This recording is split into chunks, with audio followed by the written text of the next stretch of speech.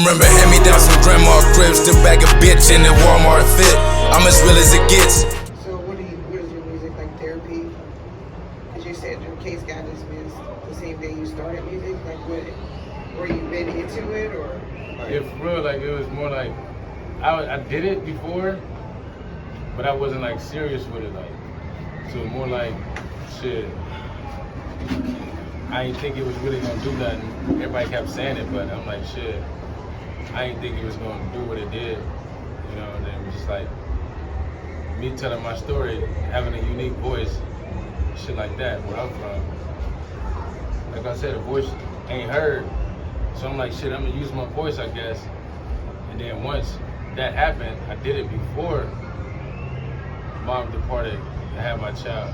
You know what I'm saying? Like I started before that, so it was more like I was just trying to make a way for everybody, like, cause I didn't want to keep doing the things I was doing. Like, you know, ain't nobody perfect, but shit, I had to do what I had to do. So it was more like maybe this might help. You know what I'm saying? Everybody else, entertainers and shit, they telling their story. This shit might not be half real, 25% real. So I'm like, shit, I'm gonna just get this shit all from the heart. Then I start learning more about it, having to do everything on my own, because I put 10 toes down in it, then everybody just kind of like backed up off of me. So I was like, shit, they don't believe, then I don't know, man, this shit gotta give though. Like, motherfuckers fucking with me, but the people around me was like, nah. So do you feel like you alone? Do you feel like I'm always feel a loner, man. I don't know, like, just talking, I mean, I can talk to my brothers and sisters or family members or friends, you know what I mean, but it's like my mom was the only person that really just accepted me for me.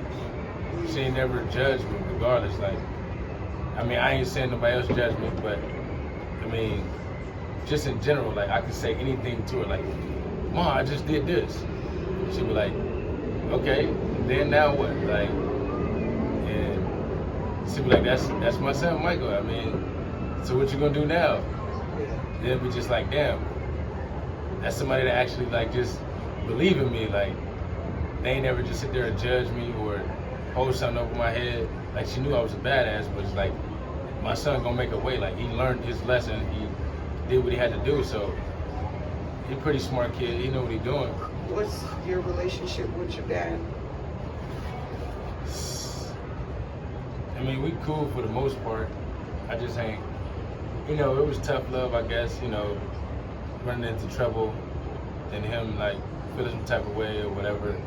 That was just my upbringing. Like I said, I didn't have nobody to look up to, so if he wasn't there, then how would I know what to do and what not to do? So as a man, I felt like it was a duty to help me and guide me or give me some type of advice.